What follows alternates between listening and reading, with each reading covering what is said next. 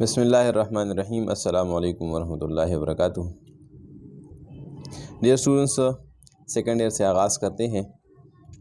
Chapter number first है electrostatics.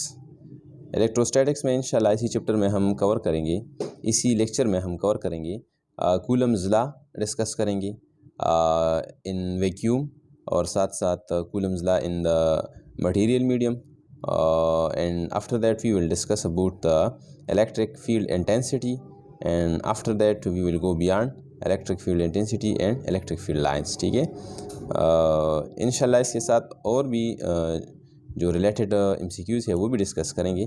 मैं तो ज़्यादातर वही MCQs डिस्कस करूँगा जो कंसेप्चुअल होंगे। MCQs नंबर फर्स्ट से आगाज़ करते हैं। MCQs नंबर फर्स्ट है कि Q1 equal to 2 microcoulomb and Q2 equal to 4 microcoulomb, then the forces exert upon each other is, then the forces exert upon each other। हाँ, यहाँ पर आपसे पूछा गया कि हमारे पास दो चार्जेस है, Q1 हमारे पास 2 माइक्रोकूलम है और Q2 हमारे पास 4 माइक्रोकूलम है। मतलब मैं लिख सकता हूँ कि Q1 इक्वल टू, मैं लिख सकता हूँ कि Q2 जो है ये इसका मैग्नीट्यूड Q1 से ज़्यादा है, और कितना ज़्यादा है, दोगुना है इससे। ठीक है, इस तरह मैं लिख सकता हूँ Q2 इक्वल टू 2 Q1। ठीक है, then the forces exert upon each other. ये अभी एक दूसरे पर जो फोर्स एक्सर्ट करता है, मतलब F1 ratio F2, what should be the ratio their forces. इसके फोर्सेस का रेशो किया होगा option number A 1:2, option number B which of the following is correct. आपके ख्याल में कौन सा करेक्ट हो सकता है? शाबाश, वीडियो को पास कीजिए और सोचिए। पहले बताइए आप मुझको हमें कौन सा ऑप्शन करेक्ट होगा। पहली बात तो ये है, आपको मालूम है डियर स्टूडेंट्स कि हमारे पास कूलम्स लॉ जो है, कूलम्स ने जो फरमाया था, कूलम्स लॉ, इसको हम कहते हैं, ये हमारे पास इसी तरह ला है कि F equal to F is directly proportional to the product of charges. ये प्रोडक्ट, ये जो इलेक्ट्रिक फोर्स है दो चार्जेस के दरमियान, और चार्जेस जो के दरमियान जो इलेक्ट्रिक फोर्स है इनके प्रोडक्ट पर डिपेंड करता है। मतलब हमारे पास अगर एक चार्ज 2 माइक्रोकूलम है और दूसरा जो है 4 माइक्रोकूलम है, तो दोनों को मल्टीप्लाई करेंगे। इस पर इसकी मैग्नीट्यूड इंडिविजुअल मैग्नीट्यूड पर डिपेंड नहीं करता, बल्कि ये दोनों के प्रोडक्ट पर डिपेंड करता है। दोनों को हम मल्टीप्लाई करेंगे, 2 मल्टीप्लाई बाय 4, इससे क्या आएगा, 8 आएगा। ठीक है, मतलब ये है कि अभी ये 8 न्यूटन फोर्स जो है, या जो भी कोई फोर्स हो, ये इनके प्रोडक्ट पर डिपेंड करता है, ये इंडिविजुअल मैग्नीट्यूड पर डिपेंड नहीं करता। ठीक है भाई।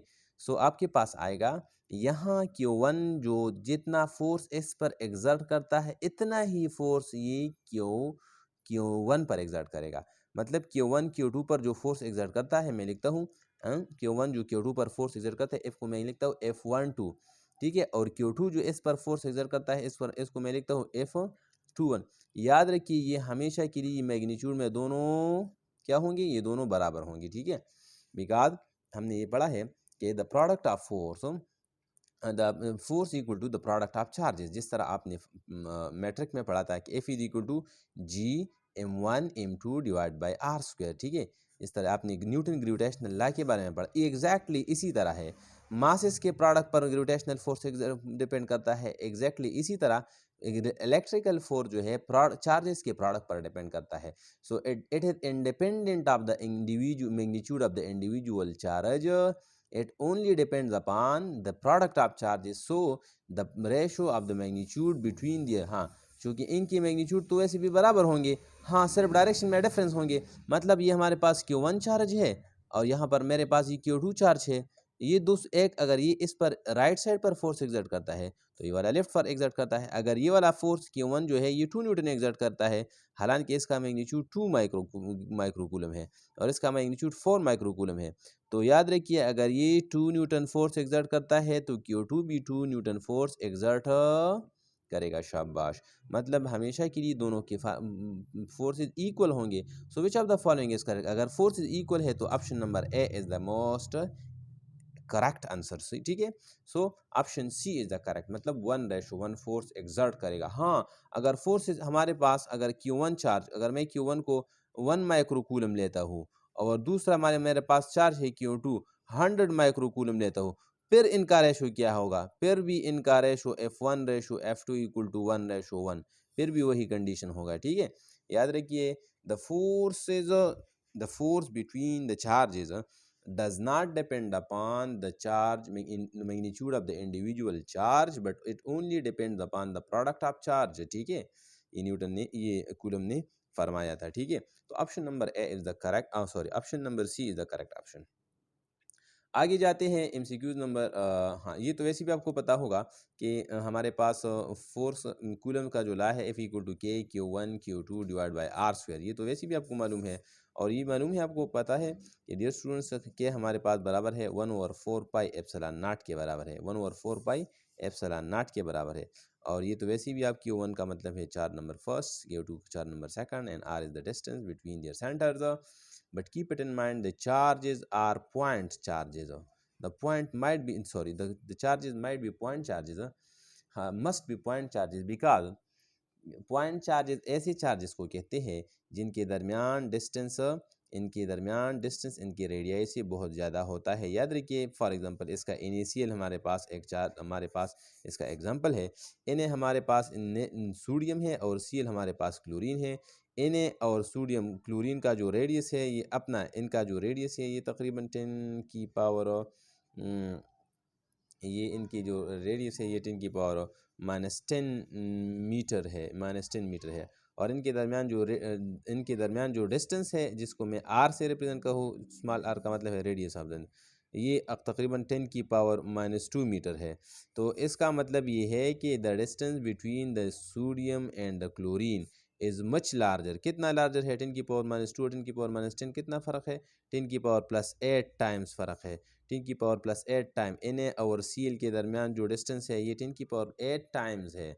सो इनके दरमियान डिस्टेंस जो है इसके साइज से इंतहाई ज़्यादा है, that is why they are taken as point charges and Coulomb's law is valid and most suitably applied for the point charges. ठीक है, हाँ। इसके बाद हमारे पास है एमसीक्यूज नंबर 2 के द न्यूमेरिकल वैल्यू ऑफ के Coulombic constant in CGS system is. प्यारे बच्चों, आपको मालूम है कि हमारे पास एक कूलम्बिक कांस्टेंट है और इसको हम लिखते हैं 1/4 पाई एप्सिलॉन नॉट। ठीक है, और इसकी वैल्यू है 9 × 10 की पावर 9 न्यूटन मीटर स्क्वायर पर कूलम स्क्वायर, ये इसकी वैल्यू है। लेकिन ये हमारे पास एसआई सिस्टम में है, सिस्टम इंटरनेशनल में हम ये इस्तेमाल करते हैं। ठीक है, याद रखिए यहाँ पर आपसे पूछा गया है कि सीजीएस सिस्टम में इसको फाइंड कीजिए। सीजीएस सिस्टम हमारे पास सेंटीमीटर, ग्राम, सेकंड सिस्टम है। ठीक है, इसमें फाइंड करना है। लेकिन पहली बात यह है कि आप इसको अगर फाइंड करना है तो याद रखिए कि ये इसको आप, ज़रूरी बात है कि आपको कम से कम कन्वर्जन आपको याद होगी। कन्वर्जन फैक्टर्स लाजमी है यहाँ पर, क्योंकि एक एसआई सिस्टम को आप अभी कन्वर्ट करते हैं सीजीएस सिस्टम में कन्वर्ट करते हैं। कि हमारे पास ऐसा एक फैक्टर है, कूलम्बिक कांस्टेंट है, जो कि दो चीज़ों पर डिपेंड करता है। एक हमारे पास के जो डिपेंड करता है, के डिपेंड्स अपॉन, के it depends upon two factor. It depends upon the system of units, system of unit पर डिपेंड करता है। अगर सिस्टम ऑफ यूनिट डिफरेंट है तो ये इसकी वैल्यू डिफरेंट हो जाएगी। और दूसरी वैल्यू ये मीडियम पर डिपेंड करती है। मीडियम अगर इनके दरमियान वैक्यूम है तो इनकी वैल्यू 1 होगी। अगर इनके दरमियान मीडियम रखा गया, कोई मटेरियल मीडियम रखा गया, तो इनकी वैल्यू डिफरेंट हो जाएगी। ठीक है, यहाँ पर देखिए यारे बच्चों, यहाँ पर हमारे पास है, या हमारे पास है हाँ, न्यूटन मीटर स्क्वायर पर किलोग्राम स्क्वायर। इसमें कौन सा करेक्ट होगा आपके ख्याल में? बाद स्टूडेंट्स को ये मेरे ख्याल में ये याद होगा, कि अगर किसी को याद नहीं है तो अभी नोट कीजिए। 1 न्यूटन हमारे पास बराबर है, ये हमारे पास न्यूटन जो है एसआई यूनिट है, ये 10 की पावर 5 डाइन्स के बराबर है। द फोर्स का जो यूनिट है ये एसआई सिस्टम में ये न्यूटन है और इस सीजीएस सिस्टम में डाइन है। तो 1 न्यूटन हमारे पास 1 लाख डाइन, मतलब 10 की पावर 5 डाइन्स के बराबर है। इसी तरह 1 मीटर जो है, 1 मीटर हमारे पास बराबर होता है 10 की पावर 2 सेंटीमीटर, मतलब 100 सेंटीमीटर के बराबर होते हैं। इसी तरह कूलम है तो 1 कूलम हमारे पास बराबर होता है 3 × 10 की पावर हमारे पास बराबर है 9 के बराबर है। ठीक है, हाँ शाबाश, ये सारे फैक्टर जो है यहाँ पर पुट कीजिए आपके पास आएगा। के की वैल्यू क्या है सही सिस्टम में? 9 × 10 की पावर 9, शाबाश, न्यूटन मीटर स्क्वायर पर किलोग्राम पर कूलम स्क्वायर। इसी तरह मैं लिख सकता हूँ, शाबाश। इन फैक्टर्स को चेंज करना है। ठीक है, इसके अभी इसमें डाइन लगाना है, मतलब CGS यूनिट्स लगाने हैं। 9 इंटू 10 की पावर 9, शाबाश। न्यूटन की जगह मैं क्या लिख सकता हूँ, 10 की पावर 5 डाइन्स, ठीक है। और न्यूटन मीटर स्क्वायर, मीटर की जगह मैं लिख सकता हूँ 10 की पावर 2 सेंटीमीटर। और यहाँ पर स्क्वायर है तो यहाँ पर भी मैंने स्क्वायर लिया, ये आपने फर्स्ट ईयर में पढ़ा था। डिवाइड बाई कूलम, तो कूलम की जगह मैं लिख सकता हूँ, सॉरी 1 कूलम इक्वल टू 10 की पावर 3 इंटू 10 की पावर 9 ESU, इलेक्ट्रोस्टैटिक यूनिट हमारे पास CGS यूनिट है। तो 3 इंटू 10 की पावर 9 और यहाँ पर ESU लिखूँगा, और 7 यहाँ पर स्क्वायर है कूलम पर तो मैंने भी स्क्वायर लिया। अगर ऊपर ये चला गया तो फिर माइनस होगा, लेकिन मैंने नीचे लिख लिया तो ये अभी प्लस है, कोई कन्फ्यूजन की बात नहीं है, ठीक है। शाबाश, आपके पास आएगा 9 इंटू 10 की पावर 9, शाबाश। और ये आपके पास आएगा 10 की पावर 5, 10 की पावर 5 और 10 की पावर, हाँ ये दोनों multiply, power will be multiplied, याद रखिए, शाबाश। 10 की पावर 5 और 10 की पावर 4, ये 10 की पावर 9 हो जाएगा। और नीचे आपके पास आएगा वैल्यू आपके पास है 3 इंटू 10 की पावर 9, का मतलब है कि 3, ये इसके पास ये मल्टीप्लाई हो जाए, ये इसका मतलब है 3 को आप 2 टाइम मल्टीप्लाई करेंगे तो ये आपके पास बनेगा 9 इंटू 10 की पावर, और पावर को मल्टीप्लाई करेंगे 10 की पावर मैं लिख सकता हूँ 10 की पावर 18 लिखूँगा, ठीक है। तो ये आपके पास इसके साथ कैंसिल हो जाएंगे, और 10 की पावर 18 जो है ये दोनों के साथ कैंसिल हो, तो आपके पास बचेगा सिर्फ और सिर्फ एक ही बचेगा, और इसका नाम है एलोन 1 बचेगा, ठीक है। So which of the following correct, आपके ख्याल में इसमें कौन सा करेक्ट है, आप मुझे अभी बताइए, फिर भी आप ठीक होंगे, शाबाश। ऑप्शन नंबर ए करेक्ट है, no it is not correct. Option number B correct है, यहाँ पर 9 इंटू 10 की पावर 9 डाइन पर सेंटीमीटर इंटू ग्राम लगाया है, ये भी करेक्ट नहीं है।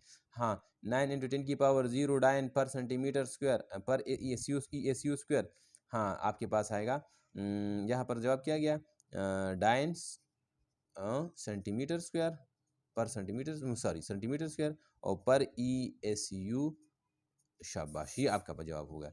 तो इसमें ऑप्शन नंबर सी को देखिए, 9 इंटू 10 की पावर 0, 10 की पावर जब भी आप किसी भी चीज़ पर 0 आ जाए पावर, तो इसका मतलब होगा ये 1 के बराबर है, तो फिर भी ये 1 है। 9 आएगा, 9 अगर 1 के साथ मल्टीप्लाई, तो this is not the correct answer. हाँ, यहाँ पर आ जाएगा 1 इंटू 10 की पावर 0, 1 इंटू 10 की पावर 0 का मतलब है ये हमारे पास 1 है, और ये भी 1 है, 1 1 जार 1 डाइन सेंटीमीटर स्क्वायर पर ESU, this is the correct option, option number D is the correct option, ठीक है जी।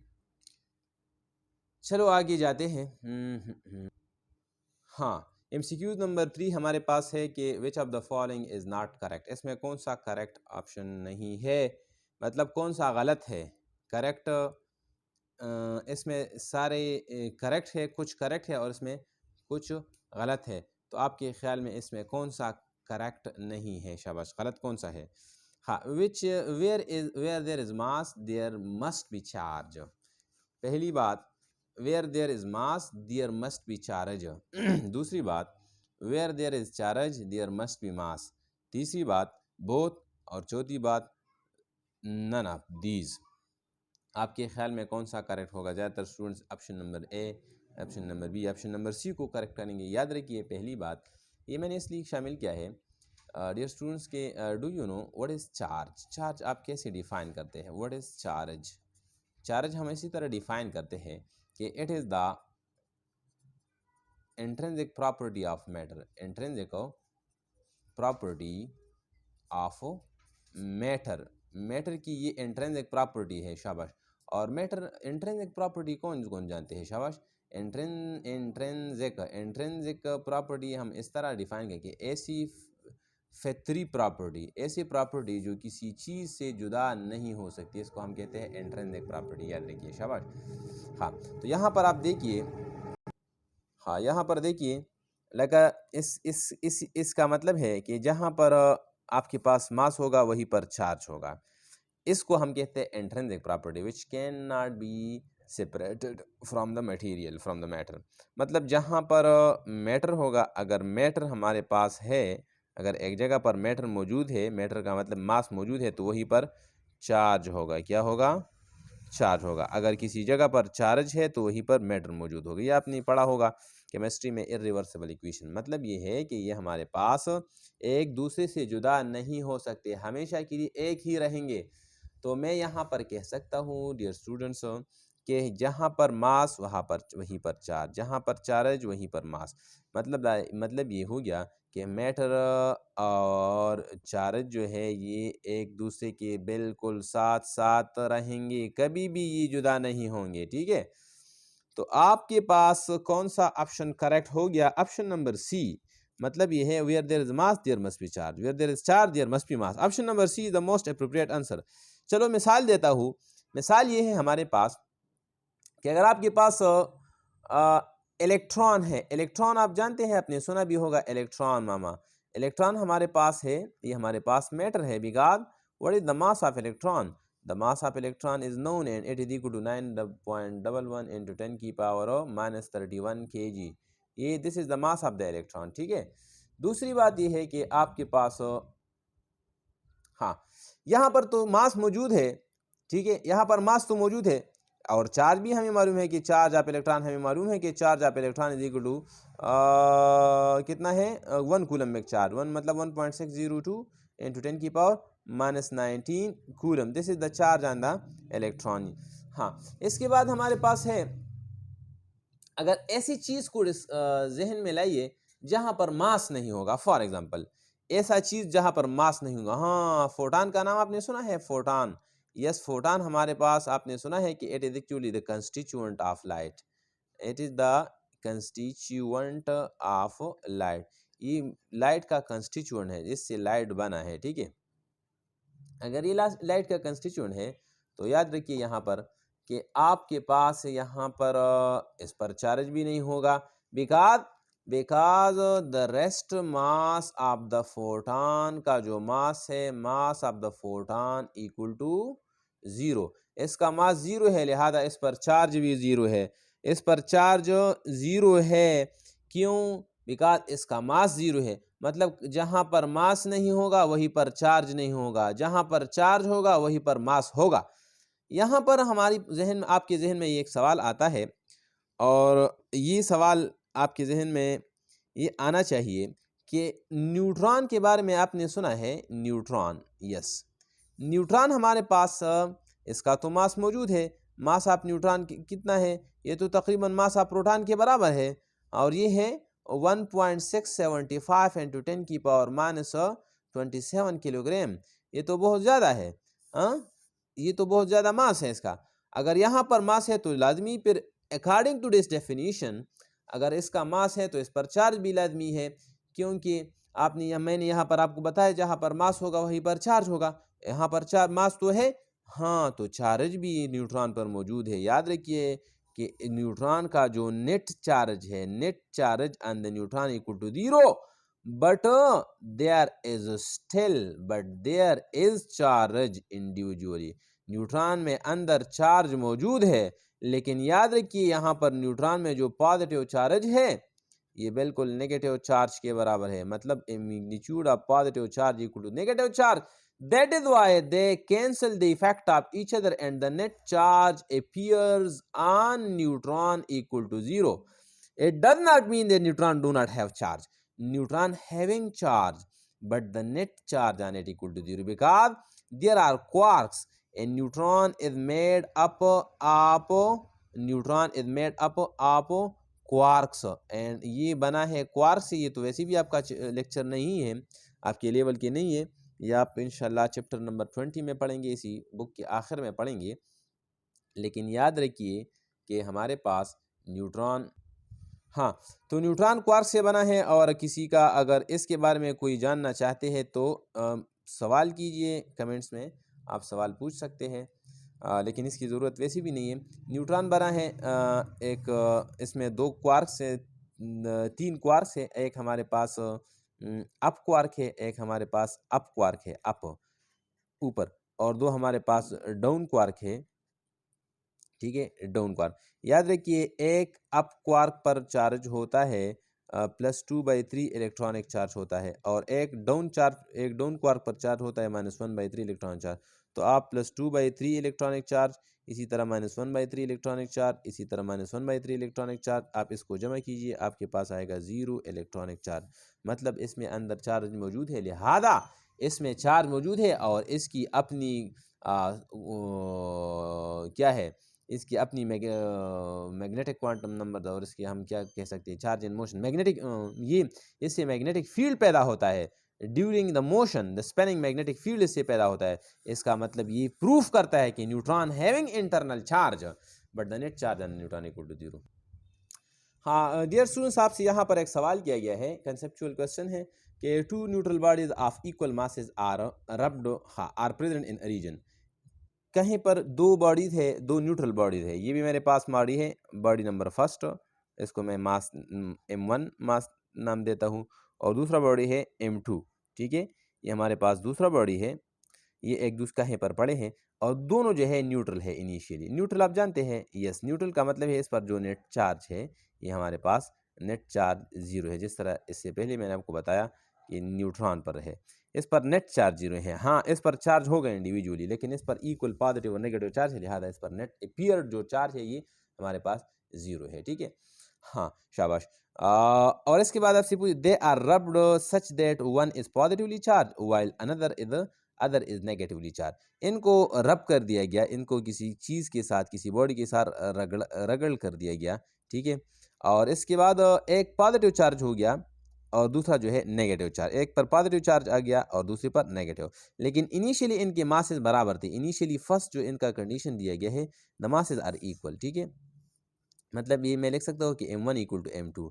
इनिशियली इनके मासेस बराबर थे, लेकिन बाद में जब इनको रब कर दिया गया, एक पर पॉजिटिव चार्ज आ गया M1 पर और दूसरे पर नेगेटिव चार्ज आ गया।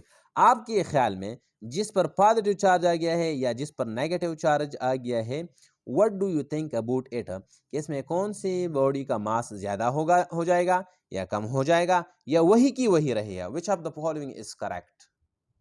हाँ डियर स्टूडेंट्स, यहाँ पर ये सवाल जो है ये पूछा गया है इस लिहाज से कि मतलब चार्ज के आने पर, किसी बॉडी पर चार्ज आ गया तो क्या इस पर इसकी मास में फ़र्क आएगा कि नहीं आएगा, या किसी बॉडी पर चार्ज डिसअपियर हो गया तो इसकी मास पर फ़र्क पड़ेगा कि नहीं पड़ेगा। याद रखिए, हाँ पड़ता है, फ़र्क पड़ता है। वो क्यों? Because each charge is attached with a mass। Because इससे पहले जो मैंने डिफिनीशन किया कि कहीं पर भी ऐसा मुमकिन नहीं है कि जहां पर चार्ज होगा और मास नहीं होगा। याद रखिए, चार्ज अगर है तो मास भी होगा। हाँ, तो अभी आते हैं यहाँ पर पॉसिबिलिटी देखते हैं। पहली बात यह है कि आपके पास बॉडी M1 बॉडी है, ये मेरे पास M1 बॉडी है और इस पर पॉजिटिव चार्ज है। हाँ, पॉजिटिव चार्ज का मतलब ये है इनिशियली इस पर चार्ज न्यूट्रल थे, मतलब इस पर कोई चार्ज नहीं था। कोई चार्ज का मतलब नहीं, कोई नेट मतलब ये है कि यहाँ पर इक्वल पॉजिटिव और नेगेटिव चार्ज है। यहाँ पर मैं बनाता हूँ positive negative positive negative positive, हाँ सॉरी, और ये हो गया नेगेटिव, ये हो गया नेगेटिव नेगेटिव, ठीक है। 1 2 3, 3 पॉजिटिव और 3 नेगेटिव। इसी तरह दूसरा बॉडी बनाता हूँ, यहाँ पर 1 2 3, 3 पॉजिटिव और 3 नेगेटिव। 3 मैंने पॉजिटिव बना दिया और 3 नेगेटिव दोनों बॉडी पर, मतलब यहाँ पर इनिशियल कंडीशन में ड्रा करता हूँ, ये दोनों तो न्यूट्रल हो गए। अभी सवाल ये है कि अगर इसी बॉडी पर, हाँ इस पर पॉजिटिव चार्ज आ गया है, पॉजिटिव चार्ज का मतलब ये है कि ये इससे मैंने इलेक्ट्रॉन को निकाला, ये फर्स्ट पॉसिबिलिटी है। Electron has been removed from the body, then whenever the electron is removed, definitely the amount of the magnitude of the positive charge is increased than the negative charge, that is why positive charge will be appeared up on the body. So in this condition mass of electron, mass इससे remove, मैं लिख सकता हूं अगर electron remove किया गया तो इससे मास रिमूव किया गया, मास विल बी रिमूव्ड, ठीक है। हाँ यहां पर आ जाए, शाबाश, इधर देखिए, शाबाश, यहां पर नेगेटिव चार्ज आ गया है। नेगेटिव चार्ज का मतलब ये है कि अगर ये रब किया गया है तो ये भी मुमकिन है कि यहाँ पर एक इस पर जो इलेक्ट्रॉन ऐड किया है, अगर आपने इलेक्ट्रॉन बाहर से ऐड किया तो definitely the number of negative charge will be increase then the positive charge, definitely negative charge will be appeared. So इसी कंडीशन में, इसी पहले कंडीशन में, पहले से आपने इलेक्ट्रॉन रिमूव किया मतलब मास रिमूव किया, और दूसरे में मास ऐड किया, तो मैं लिख सकता हूँ कि M1 should be lesser than the M2, मतलब M2 ज्यादा होगा क्योंकि यहाँ पर आपने चार्ज ऐड किया है, यहाँ पर आपने मास ऐड किया है। सो M2 will be greater than M1। शाबाश, ये मुमकिन है पहली कंडीशन में। दूसरी कंडीशन में देखिए, हमारे पास अगर वही बॉडी है, positive positive positive negative negative, 3 charge है, 3 पॉजिटिव 3 नेगेटिव। यहाँ पर इसी तरह positive positive positive negative negative negative. शाबाश। इसे जिस तरह मैंने पहले कंडीशन को बताया था, अभी भी न्यूट्रल है। हाँ, दूसरी पॉसिबिलिटी को देखिए, अगर इस पर पॉजिटिव चार्ज लाना चाहते हैं आप, तो याद रखिए ये भी मुमकिन है कि आप इस पर एक प्रोटॉन ऐड करें, इसके साथ अगर एक प्रोटॉन ऐड करें तो हम ये कह सकते हैं कि इस पर पॉजिटिव चार्ज आएगा, because the positive charge on it will be increased, the magnitude of the positive charge will be increased than the negative charge. हाँ, सिमिलरली यहाँ पर अगर आप नेगेटिव चार्ज लाना चाहते हैं तो ये भी मुमकिन है, तो आप यहाँ से प्रोटॉन को रिमूव करें, तो whenever proton is removed from them, या we can say proton is added to them, तो definitely in this condition यहाँ पर प्रोटॉन ऐड किया है तो the mass of the proton is very much and much and much larger than the electron. So याद रखिए यहाँ पर आपके पास आएगा माँ m1 will be greater than the m2. इस दूसरी कंडीशन में m1 जो है ये ज्यादा होगा m2 से। तो यहाँ पर देखिए m1 ऑप्शन नंबर ए ये बराबर होंगे, बराबर तो नहीं हो सकती क्योंकि हमारे पास जो चार्ज जो है ये मटेरियल मैटर के साथ रिलेटेड है। तो ऑप्शन नंबर ए जो ये बिल्कुल ये तो सरासर गलत है, 100% गलत है। हाँ, ये मुमकिन है कि m1 आपके पास पॉसिबिलिटी ये हो गया कि m1 में भी ग्रेटर देन द m2, या और दूसरा पॉसिबिलिटी ये हो गया कि m1 में भी लेस देन द m2, दोनों पॉसिबल है। ठीक है, यहाँ जिस तरह मैंने आपको कंडीशंस बता दिए, तो इसी के मुताबिक ये कौन सा करेक्ट है, ये भी करेक्ट है, सो हो सकता है, और ये भी करेक्ट हो सकता है। सो यहाँ पर मैं लिखता हूँ option number E, both A, B and C. So this is the correct option. Both B and C is correct because mass of one can be m1 can be greater or equal to m2. सही, आगे जाते हैं। हाँ, 5 number MCQs में जो है आपसे पूछते हैं कि in nuclear reaction which of the following is conserved.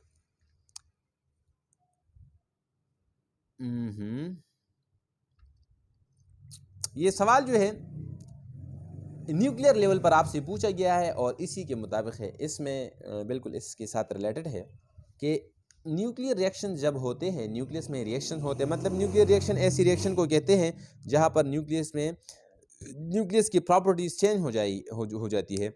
मतलब ये अभी अगर एक न्यूक्लियस है तो ये दूसरी फॉर्म में कन्वर्ट होती है। पेरेंट न्यूक्लियाई जो है ये डॉटर न्यूक्लियाई में कन्वर्ट होती है। तो ऐसी रिएक्शंस को हम कहते हैं न्यूक्लियर रिएक्शंस। हाँ, तो इसमें कौन सी चीज़ जो है कंजर्व होती है? Law conservation of mass, law conservation of charge, law conservation of momentum, all both B and C. आपके ख्याल में कौन सा करेक्ट है? प्यारे बच्चों, आपने ये पढ़ा होगा कि हमारे पास सेकेंड ईयर में आपने इसी कोर्स में आपने पेयर प्रोडक्शन पढ़ा होगा, लेकिन मैंने एक स्टूडेंट से पूछा कि आपने पेयर प्रोडक्शन पढ़ा है कि नहीं। उसने कहा कि नहीं सर, ये आउट ऑफ कोर्स है। बिल्कुल, ये टॉपिक जो है आउट ऑफ कोर्स है। पेयर प्रोडक्शन और पेयर इनहेलेशन जो है ये दोनों जो है ये हमारे पास ये आउट ऑफ कोर्स टॉपिक है। लेकिन हमारी बदकिस्मती यहाँ पर ये है, बल्कि आपकी बदकिस्मती बल्कि हमारी भी है कि यहाँ पर एक टॉपिक को आउट ऑफ कोर्स कर दिया गया है और एक टॉपिक को इन कोर्स कर दिया गया है। लेकिन इन कोर्स जो टॉपिक है ये आउट ऑफ कोर्स टॉपिक पर डिपेंड करता है। ठीक है, यही एमसीक्यूज बिल्कुल एग्जैक्टली इसी पर डिपेंड करता है। लेकिन अगर आपको ये याद नहीं है तो आप किस तरह ये सॉल्व कर सकते हैं? Definitely they are interdependent upon each other, so you have to कम से कम at least you have to know about it, that what does it mean. Pair production का मतलब ये है कि हमारे पास यहाँ पर ऐसे पेयर प्रोडक्शन का मतलब है, यहाँ पर पेयर का मतलब है जोड़ा और प्रोडक्शन का मतलब है पैदा हो जाना। यहाँ पर जोड़ा पैदा होते हैं। कैसे पैदा होते हैं? यहाँ पर आप ऐसा फिनोमेना होता है, हमारे पास लाइट होती है। लाइट क्या होती है? लाइट। और इसी तरह यहाँ पर भी लाइट होती है। लाइट हमारे पास इलेक्ट्रोमैग्नेटिक रेडिएशंस हैं, एक दूसरे के साथ कोलाइड होते हैं और इससे एक इलेक्ट्रॉन और दूसरा पॉजिट्रॉन। इलेक्ट्रॉन का बाई है। ठीक है, यहाँ पर दो पार्टिकल्स पैदा होते हैं, एक इलेक्ट्रॉन पैदा होता है और एक पॉजिट्रॉन पैदा होते हैं। तो इस तरह हम कहते हैं कि यहाँ पर आप देखिए हमारे पास ये लाइट क्या है? ये तो हमारे पास एनर्जी है और इससे पैदा हो गया इलेक्ट्रॉन, ये तो मैटर पैदा हो गया। तो इसी कंडीशन में देखिए कि एनर्जी से मैटर पैदा हो सकता है, एनर्जी मैटर में कन्वर्ट हो सकती है। जिस तरह आपने फिजिक्स में भी पढ़ा है कि the physics is the branch of science in which we study the properties of matter, energy and their mutual relationship. ये हमारे पास म्यूचुअल रिलेशनशिप है, ठीक है। तो इससे एनर्जी से मैटर पैदा होती है और मैटर से एनर्जी पैदा होती है दूसरे फिनोमेना में, पेयर एनिहिलेशन में। तो हमें ये पता लग गया कि मास एंड एनर्जी जो है ये इंटर कन्वर्टेबल है, और ये हमारे पास यहाँ पर एनर्जी ज़ाया ख़त्म हो जाती है और मास पैदा हो जाती है। और यहाँ पर इसके लिए हम law of conservation laws apply नहीं कर सकते, because one thing is disappeared and the another thing is created. So in this form, in this condition, we can't apply law of conservation of momentum. Alhamdulillah, sorry. Yeah, we can't apply the law of conservation of momentum and the law of conservation of matter and law of conservation of energy. So in this nuclear reaction, both need the law of conservation of matter law of conservation of mass is not applied. Okay, it fails because mass has been created and energy has been disappeared. So law of conservation of matter and law of conservation of energy cannot be applied in the nuclear level. Law of conservation of charge and law of conservation of momentum is applicable at each and every level. So option number E is the correct option. याद रखिए charge हमेशा के लिए constant होगा, charge will always be remains conserved.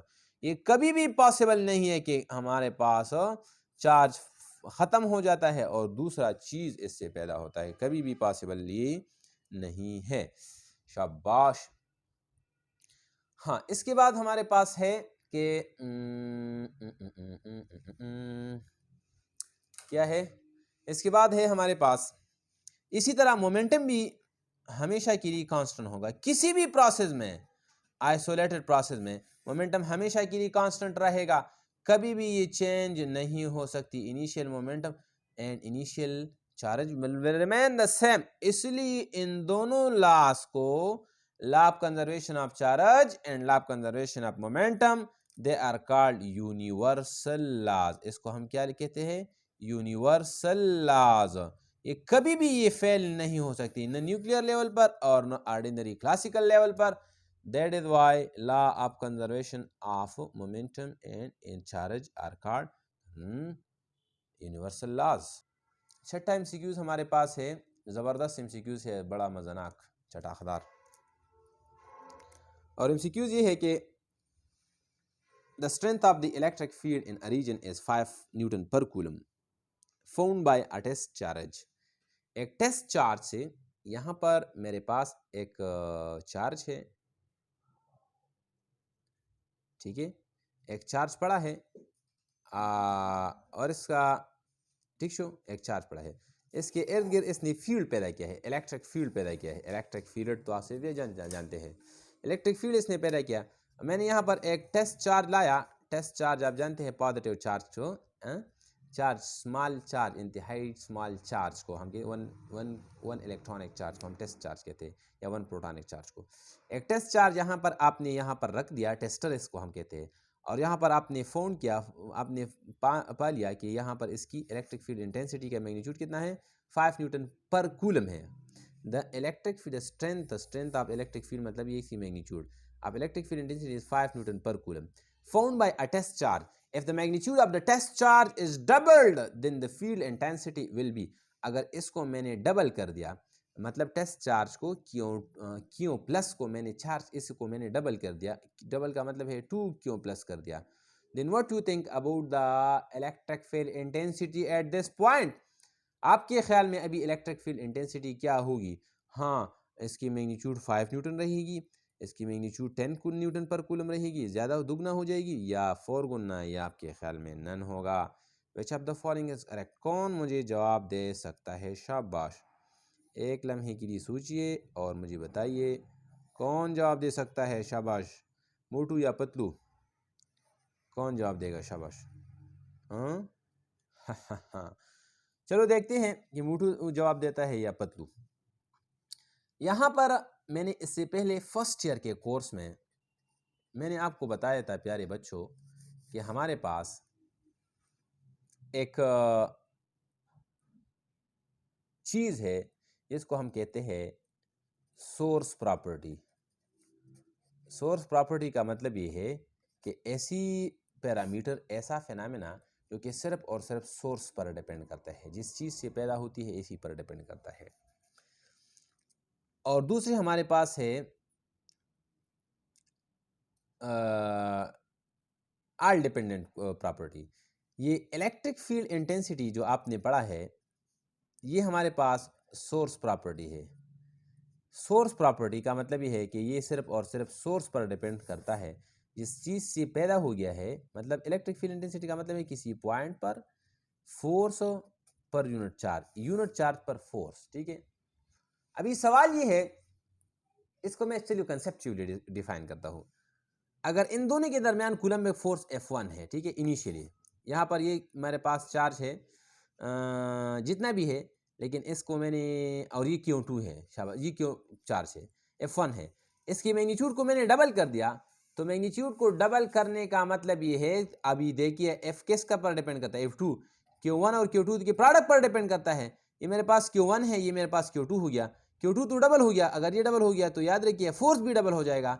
तो force double होने से यहाँ पर देखिए आपके पास initial charge electric field intensity E1 1F1 divide by Q1, ठीक है। और पहला दूसरा कंडीशन, अगर आपने चार्ज को डबल कर दिया, तो चार्ज को डबल करने का मतलब ये है कि टू क्यों कर दिया, और according to the Coulomb law ये तो प्रोडक्ट पर डिपेंड करता है। तो आपके पास आएगा ये भी 2F हो जाएगा, ये एक दूसरे के साथ जुड़ा हो जाएंगे, तो आपके पास इलेक्ट्रिक फील्ड इंटेंसिटी वही रहेगा। ये मैंने कंसेप्चुअली एक्सप्लेन किया। याद रखिए, आसान सी बात यह है कि इलेक्ट्रिक फील्ड इंटेंसिटी जो है ये सोर्स पर डिपेंड करता है, जिस चीज से पैदा हो गया है इसी पर डिपेंड करता है, इससे पैदा हो गया तो इसी पर डिपेंड करेगा। It does not depend upon the test charge, it will always remain the same. So it means that electric field intensity will remain the same and it will be 5 newton per coulomb. और प्यारे बच्चों, यहाँ पर मैं एक additional बात यहाँ पर आपके साथ शेयर करता हूँ और बड़ा मजाक है। इधर देखिए, ये आपने पढ़ा होगा 9.8 मीटर पर second square electric field gravitational field intensity. ये मैंने फर्स्ट ईयर में भी यही MCQ इसी तरह किया था, लेकिन वहीं पर अगर किसी ने अगर किसी ने ये देखा होगा तो फिर ये आसान होगा, इसको इसमें गलत नहीं होगा।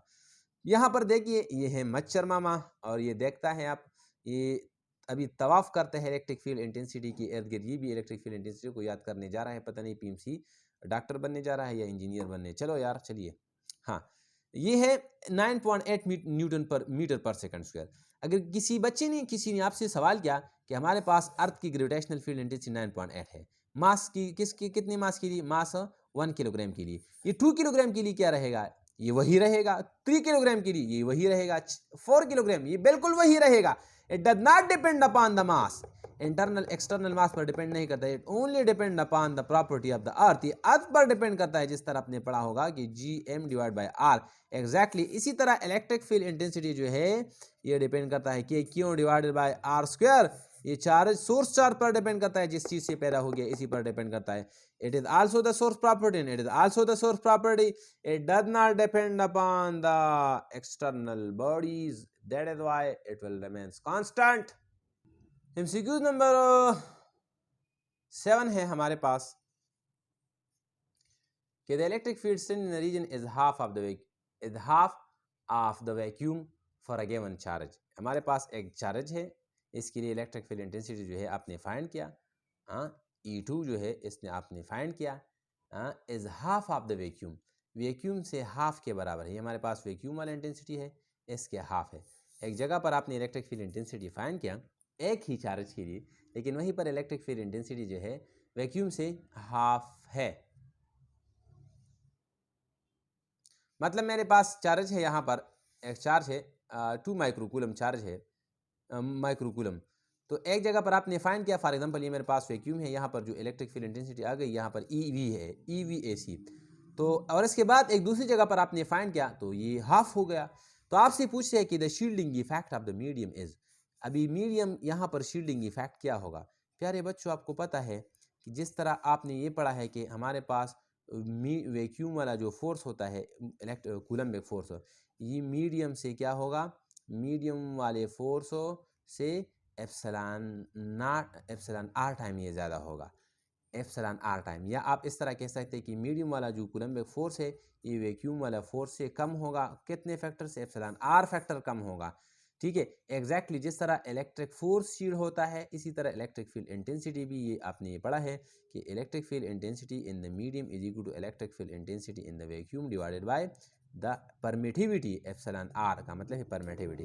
तो आपको यहाँ ये दोनों तो वैसी भी दी गई है, आपने एप्सिलॉन आर फाइंड करना है क्योंकि शील्डिंग इफेक्ट फाइंड करना है। शील्डिंग इफेक्ट का मतलब है जिसकी वजह से इलेक्ट्रिक फील्ड इंटेंसिटी कम होती है। एप्सिलॉन आर को फाइंड करने के लिए आपके पास फार्मूला है E vacuum divide by E medium. शाबाश, ये पुट कीजिए, शाबाश। यहाँ पर आपके पास आएगा epsilon r is equal to E vacuum. क्या है? ई वैक्यूम तो अपनी जगह पर आ गया क्योंकि ये तो वैसी भी है, और ई मीडियम आपके पास है ई वैक्यूम डिवाइडेड बाई 2। ये 2 जो है ये डबल डिवीजन है, ये ऊपर चला जाएगा और ये दूसरे के साथ जुड़ा हो जाएंगे, कैंसिल हो जाएंगे, तो आपके पास बचेगा एप्सिलॉन आर इक्वल टू 2। मतलब ये है कि जहाँ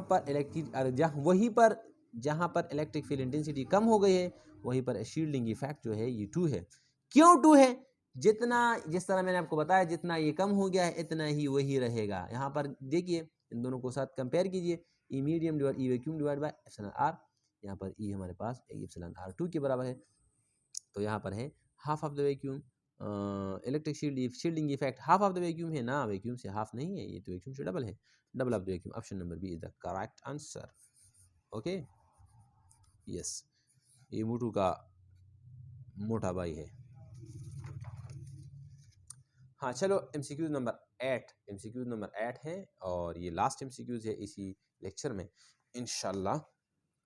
इसके बाद तो फिर मिलेंगे।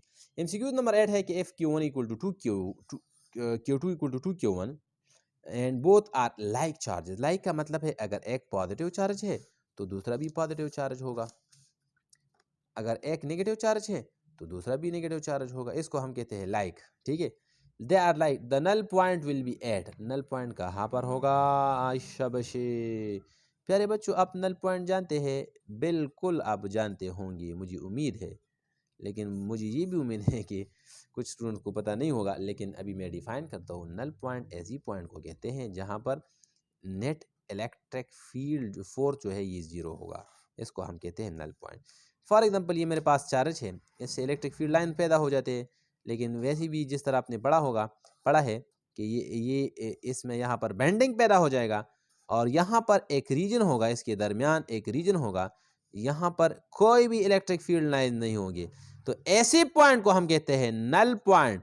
The point at which there are no electric field lines and their electric field intensity equal to 0 and the net force there at this point equal to 0. If you put a positive test charge at this point, at null point, it will remains बिल्कुल stationary, it will remains बिल्कुल खामोशा। तासे खामोशा भाई लेकर संग अच्छी तासु खामोशा है, हाँ, it will be remains as quite silent because there will be no force upon the test charge। चलो ये फाइंड करना है। हाँ, अगर एक याद रखिए, अगर दोनों की मैग्नीट्यूड, ये भी पॉजिटिव चार्ज है, ये भी पॉजिटिव चार्ज है, इसका मैग्नीट्यूड 2 माइक्रोकूलम है और इसका भी मैग्नीट्यूड 2 माइक्रोकूलम है और इनके दरमियान फासला है 4 मीटर फासले है, तो यहाँ पर नल पॉइंट बिल्कुल इसके बिल्कुल सेंटर में रहेगा। नल पॉइंट मतलब 2 मीटर के अंदर होगा। अभी यहाँ पर आपसे सवाल पूछा गया है कि अगर ये एक हमारे पास एक चार्ज जो है, एक का मैग्नीट्यूड है, ये मेरे पास है Q1 और ये मेरे पास है Q2, इनके दरमियान Q2 का मैग्नीट्यूड जो है ये Q1 से डबल है, इसको मैं लिखता हूँ 2 माइक्रोकूलम और इसको मैं लिखूंगा Q2 तो वैसे भी डबल है तो इसको मैं लिखूंगा 4 माइक्रोकूलम। तो डेफिनेटली जिसका मैग्नीट्यूड ज़्यादा है तो इसके जो इलेक्ट्रिक लाइंस ऑफ फोर्स है ये भी ज़्यादा तेज़ होंगे, ये भी स्ट्रेंथ होगी, ये भी पावरफुल होंगे। इसी तरह इसके इलेक्ट्रिक फील्ड लाइंस कमज़ोर होंगे। तो याद रखिए कि इसकी जो इलेक्ट्रिक फील्ड लाइंस ज़्यादा है क्योंकि इसका मैग्नीट्यूड ज़्यादा है, तो कूलम का इनके दरमियान जो फासला r है, अभी ये नल पॉइंट जो है ये r/2 पर नहीं होगा, it will not be at r/2। Why? Because the one charge is stronger, one is मोटू and the second one is पतलू। ये एक मुझ जैसा कमज़ोर है और ये आप जैसा मजबूत है। ठीक है, तो याद रखिए कि यहाँ पर ये जो नल पॉइंट है ये कमज़ोर के करीब रहेगा। इसको फाइंड करने के लिए आपके पास फार्मूला है। फार्मूला ये है कि आप इसको इस तरफ पुट कीजिए कि इसी पॉइंट पर, नल पॉइंट पर, दोनों की इलेक्ट्रिक फील्ड इंटेंसिटी बराबर होगी। अगर दोनों की इलेक्ट्रिक फील्ड इंटेंसिटी बराबर होंगे, दोनों को फोर्स बराबर होंगे और अपोजिट होंगे, एक दूसरे को कैंसिल करेंगे, इसको हम नल पॉइंट कहते हैं। इलेक्ट्रिक फील्ड इंटेंसिटी का मतलब है कि Q1 divide by R square, R1 square, और इसका आपके पास आ गया Q2 divide by R2 square. ये तो एक दूसरे के साथ जुड़ा हो जाएंगे। हाँ, Q1 डिवाइडेड बाय, हाँ चलो, Q1 से जो फासला है इसको मैं कहता हूँ R1, और Q2 से जो फासला है इसको मैं कहता हूँ R2। ठीक है, आपके पास आएगा, इधर देखिए, शाबाशी, Q1 is directly proportional to Q1 divide by Q2 is equal to R1, sorry ये स्क्वायर है, R1 square divide by R2 square. ठीक है, अभी फाइंड करना है, ये वाला फासला फाइंड करना है। ठीक है, ये वाला फासला जो भी फाइंड करना है फाइंड कीजिए, आसान बात है, कोई बात नहीं है।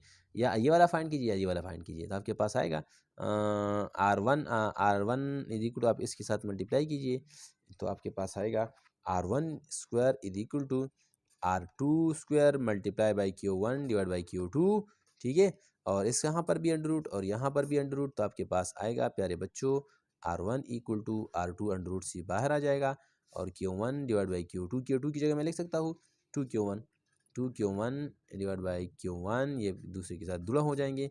आपके पास आएगा R1 इज इक्वल टू, शाबाशी, R2 divided by under root 2, शाबाश, R1 is equal to R2 divided by under root 2। मैं लिख सकता हूँ प्यारे बच्चों कि R1 is equal to under root 1 और अंडर रूट 2, ये साइन 45 और कास 45 की वैल्यू है, और ये बराबर है 0.707। हाँ, सो 7.707 टाइम्स ऑफ दी R2। इधर देखिए शाबाश, R1 का क्या मतलब है, ये Q1 से फासला है, R2 का क्या मतलब है, ये Q2 से है। R1 0.7 times of R2, R1 कम है और R2 ज्यादा है, R1 इज कम एंड R2 इज ज्यादा। Okay, so the null point will lie near the smaller charge and the what can I say, and the away from the larger charge। ठीक है, और प्यारे बच्चों अगर एक और मज़ेदार सवाल मैं आपसे करूँ तो आप मुझे जवाब दे सकते हैं। यस, मुझे उम्मीद है कि आप दे सकते हैं। अगर मेरे पास एक चार्ज पॉजिटिव है और दूसरा नेगेटिव है और दोनों इक्वल मैग्नीट्यूड है, अगर ये भी 2 माइक्रोकूलम है और ये भी 2 माइक्रोकूलम है, लेकिन यहाँ पर ये नेगेटिव है ये पॉजिटिव है, तो यहाँ पर नल पॉइंट कहाँ रहेगा? What do you think about the null point? Null point मैंने डिफाइन किया कि ऐसे पॉइंट जो दो फोर्सेस एक दूसरे पर लगे हों और एक दूसरे पर बिल्कुल इक्वल हो और ये एक दूसरे को कैंसिल करे, तो वहीं पर नल पॉइंट रहेगा। यहाँ पर तो इलेक्ट्रिक लाइन ऑफ फोर्स इससे निकलते हैं और यहाँ पर इसको तो एंटर होते हैं, तो there should be no null point inside the electric charges which are unlike, I can say that the electric null point does not lies at the in the dipoles are unlike charges। okay प्यारे बच्चों, और यहाँ तक ये काफ़ी, और इंशाल्लाह फिर देखेंगे नेक्स्ट लेक्चर में। मैं तक गया और आपको पता है, हाँ तो इसमें कौन सा करेक्ट है? Nearest to the smaller charge, nearest to the larger charge and the centre nearest to the smaller charge, ये ऑप्शन ठीक है। ये वाला देखिए, ये वाला ठीक है। हाँ, तो प्यारे बच्चों इंशाल्लाह नेक्स्ट लेक्चर में मिलेंगे, और तब तक अल्लाह हाफिज़, अल्लाह पमान, खुशहाल से, खद वबाद सही।